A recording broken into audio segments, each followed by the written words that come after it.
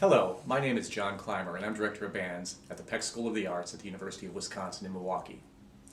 A work that I've enjoyed rehearsing and performing with young musicians over the years is Courtly Airs and Dances by Ron Nelson.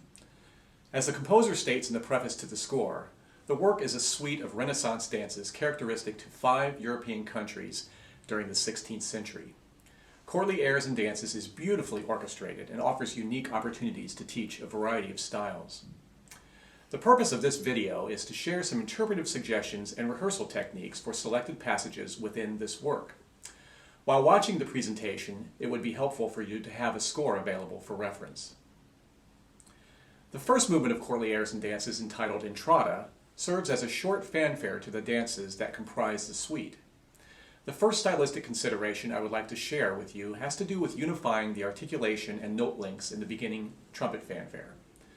One of the first things to decide is whether or not you want the accented quarter notes separated, and if so, how much.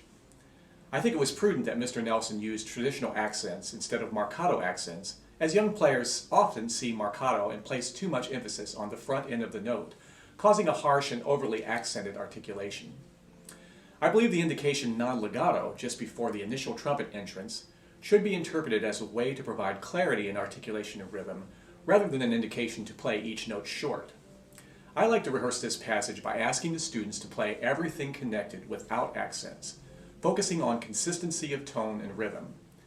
It is especially important to emphasize the accurate subdivision of the 16th note pulse, to be sure the dotted 8th note 16th note rhythm is played correctly. Once those concepts are established, I bring back the idea of accents by asking students to put a little weight on the beginning of each note, and if necessary, a slight amount of space between the last 2 eighth notes. I've found that when I focus on articulation, the non-legato fanfare style is appropriately achieved. At this time, I'd like to introduce one of my faculty colleagues at UW-Milwaukee, Associate Professor of Horn Greg Flint, who will share some tips about the opening stopped horn passage in the first movement. Greg? Thank you, John. When a composer asks for stopped horn, they'll often put a plus sign over the music. It may even just be written out as stopped horn, or say gestoppt, which is German for that. When the composer does not want you to play stopped following the passage, they'll put an O or say open. At the beginning of Courtly Airs and Dances, it has a very prominent stopped horn section sound, starting on a written C. To play stopped horn, the horn player basically takes their right hand, hinges it a little bit like a door, and very firmly and aggressively places it into the bell. You can almost squeeze the horn to make that seal happen.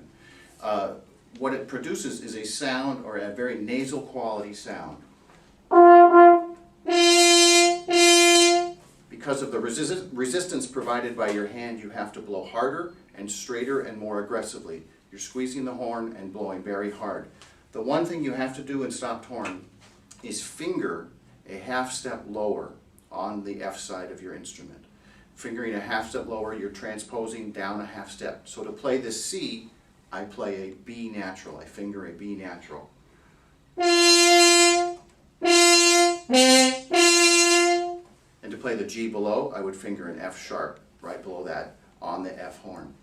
Now, various sized hands and different sized bells make stopping sometimes a bit difficult for some players. And a good alternative to that is a stopped mute, which works the same way as the hand. Goes in there quite firmly. You do finger a half step lower. It can provide a very cutting sound. And this is also a very useful mute when you go lower or below middle C in the horn register. If you need to make a quick change, if the change happens very quickly, you can hang it like this and place it in the bell.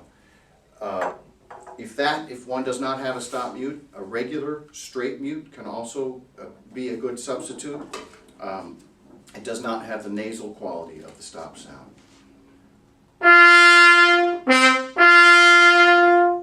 But can be used. You do not have to transpose when you use this mute. You can play just the notes as written.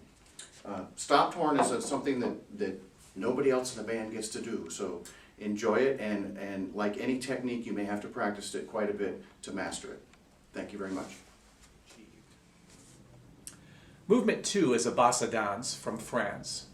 The scoring in the first 24 measures is quite transparent, with solo parts for oboe, clarinet, bassoon, horn, and tenor drum. The opening 8-bar phrase is followed by a second statement of the theme for a brass quartet consisting of trumpet, horn, trombone, and baritone. As you can see on the score, the composer has cross-cued the parts to allow for a variety of combinations of instruments to meet the needs and capabilities of each ensemble. The first two phrases of this movement, up to measure 16, is chamber music, and as such it provides a great opportunity to allow the players to perform on their own. The only challenge is coordinating the tenor drum part, since in a traditional seating arrangement, that player may be too far from the other performers, creating ensemble precision problems. Something I have tried on several occasions is to place the woodwinds, horn, and percussionist in front of the ensemble to the conductor's left, and the brass quartet in a similar seating arrangement on the conductor's right. A small drum like a tabor works particularly well, and of course a standard snare drum with snares off will work just fine. Moving these chamber groups to the side of the band allows for a unique sound and results in better balance in those passages. The players can remain in this seating arrangement for the entire movement and return to their seats for movement 3. As is the case with many of Ron Nelson's works, there are extensive and interesting percussion parts throughout. He also does a wonderful job of integrating the wind and percussion parts. One such example is the opening of movement 3, where the second and third flute parts provide added color to the four-voice marimba and vibraphone part. The fourth movement represents the saltarello, a lively Italian dance from the late 14th century. Conductors should note the designation by the composer for bass drum with attached cymbal. This setup was used in the orchestral music of Mahler and allows the player the opportunity for greater precision between the two parts.